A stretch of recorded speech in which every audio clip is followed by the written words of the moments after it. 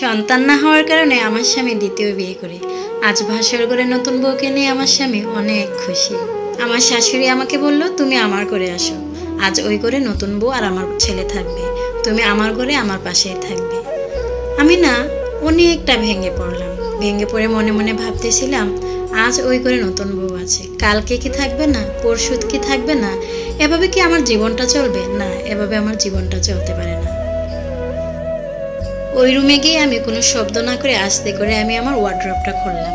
Wardrobe খুলে আমি আমার কিছু প্রয়োজনীয় জিনিসপত্র নিয়ে আমি চলে আসলাম। রাতে অনেক চিন্তা করে দেখেছি এই বাসায় আমি আর কখনো থাকবো না, কারণ এই বাসায় আমার স্বামীকে অন্য একজন মেয়ে স্বামী বলে ডাকবে, আমার স্বামী অন্য একজন মেয়েকে আদর করবে। এটা না আমি কখনো সহ্য করতে পারবো না, কখনো মেনে নিতে পারবো। তবে বেরিয়ে আসার আগে আমি আমার স্বামীর উদ্দেশ্যে একটা চিঠি লিখে এসেছিলাম, কারণ আমি জানি সকালে ঘুম থেকে উঠে সে রান্না করে আসবে আমার কাছে, আমার হাতের এক কাপ চা খেয়ে তার দিনটা শুরু হয়।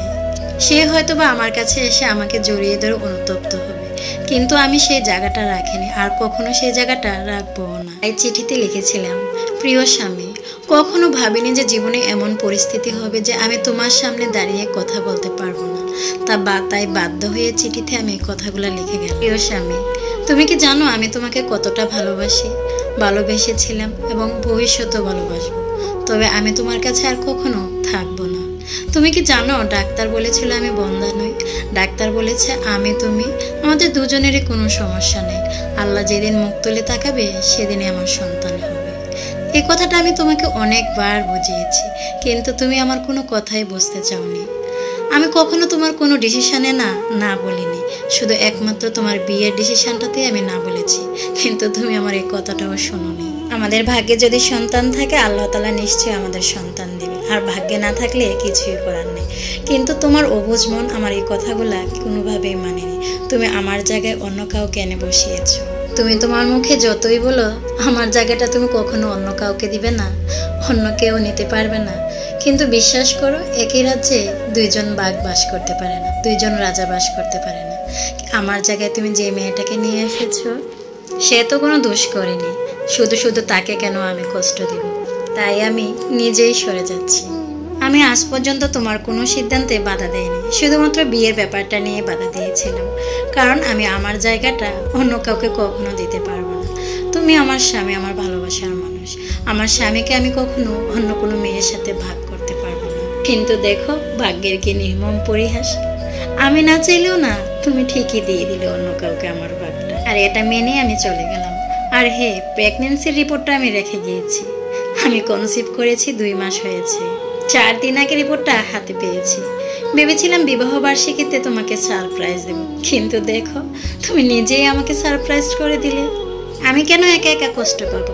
তুমিও একটু অংশীদার হও কষ্টে, কারণ তুমিও তো ভাবা, তাই না?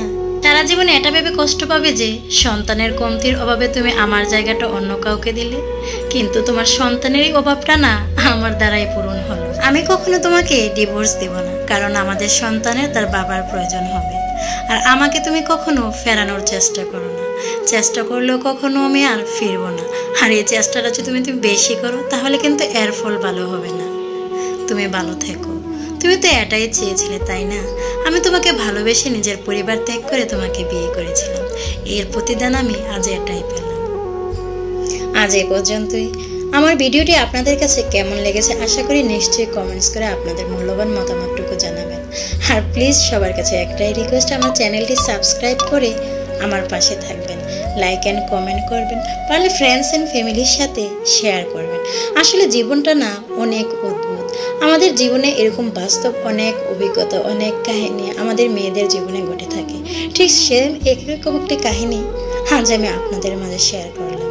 কতটুকু শেয়ার করতে পেরেছি জানি না, আমার কথায় বা আমার কোনো ভাষায় যদি কোনো ভুল ত্রুটি হয়ে থাকে আশা করি নিশ্চয়ই ক্ষমা ও সুন্দর দৃষ্টিতে দেখবেন। যে যেখানে থাকবেন ভালো থাকবেন, সুস্থ থাকবেন। আল্লাহ হাফেজ।